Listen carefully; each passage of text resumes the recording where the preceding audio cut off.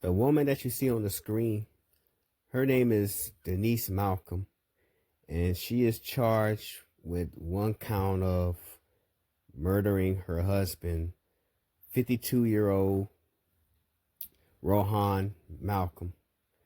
Denise Malcolm, age 45, she had like a lengthy argument with her husband, you know, after after going shopping for Labor's Day barbecue, and then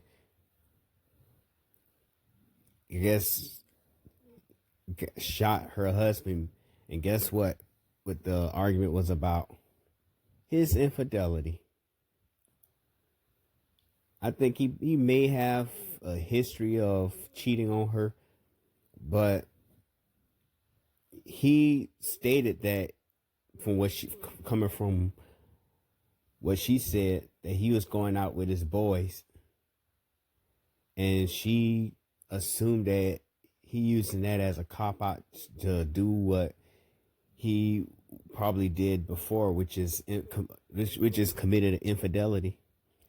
She stated that she was at her wit's end and pull out guns and shot a few times.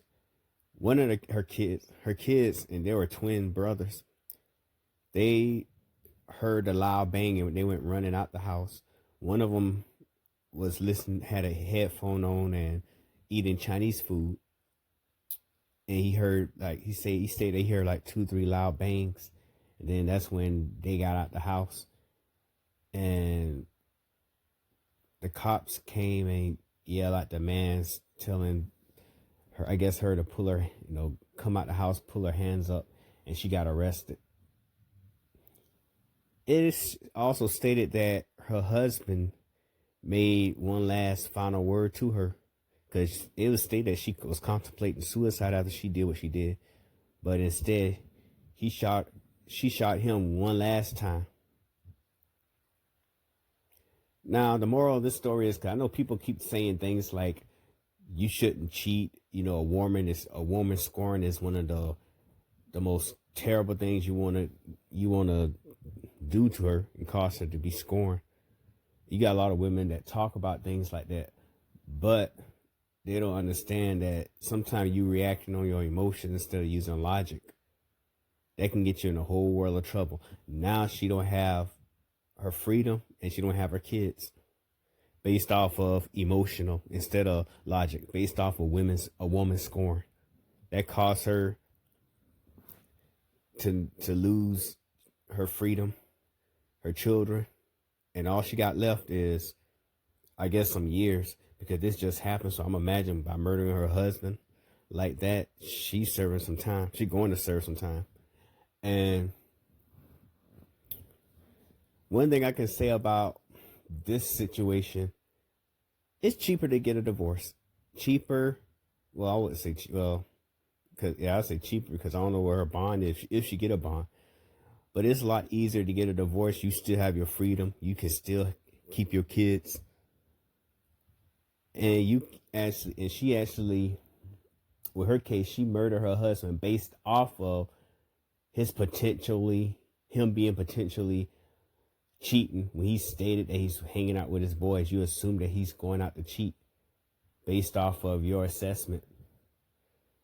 Instead of leaving him, I guess possibly going to courts and taking your kids, you want to choose to end his life because of infidelity.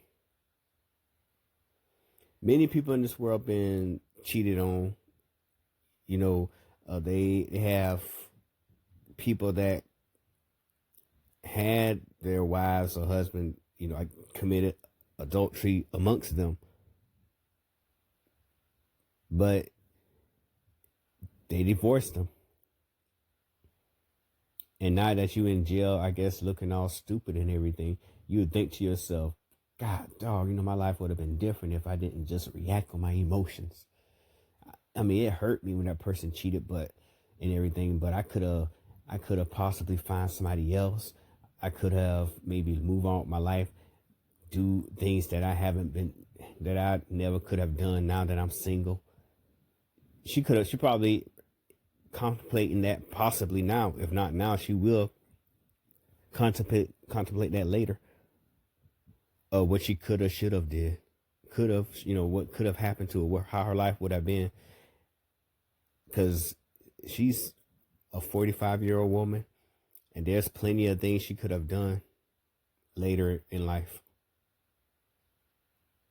Possibly start a new career, or watch her kids grow up and graduate and get married and have a family of their own. She could be a grandparent. She missed all that opportunity because she wanted to react emotionally.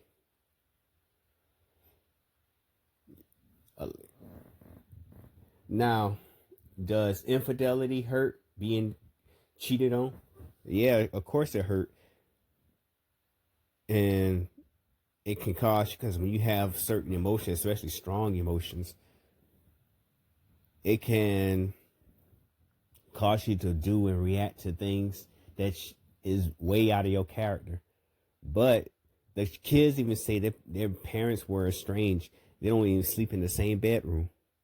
Kids could see that. And for her to want to act that emotional, they was acting strange among each other. And even the kids say they argue and, I guess, fuss, but not fight, but, fight as in arguing a lot.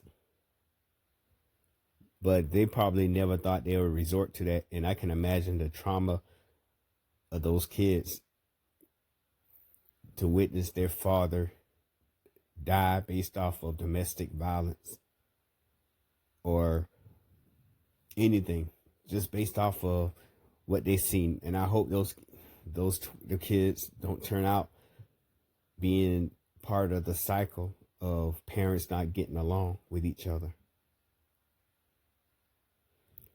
But this is a lesson out to be learned. And like I said, I'm not condoning what she did.